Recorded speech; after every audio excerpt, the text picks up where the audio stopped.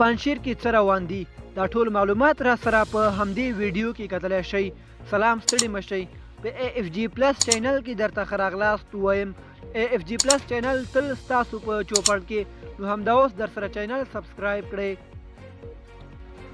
پنجشیر کې له 15,000 اړمنو کورنیو سره مرسته کیږي. د کډوالو چارو سرې میاشتې او پیښو سره د مبارزې ادارې استازو د پنجشیر ولایت له والي مولوي قدرت الله سره په لیدنه کې ویلي چې په پنجشیر کې له 15,000 اړمنو کورنیو سره مرسته کوي. بلخوا متحده عربي اماراتو پر پخوانی ولسمشر اشرف غني او د اشرف غني د ادارې په ټولو هغو چارواکو د سیاسي فعالیت بندیز لګولی چې په ابوظبي او نورو ښارونو کې اوسیږي.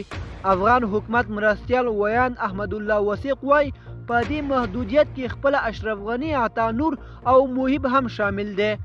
دوستانو، زموږ د نن ورځې خبر تر همدې ځای وو. د نورو تازه خبرونو لپاره زموږ یوټیوب چینل در سره سبسکرایب کړئ. والسلام.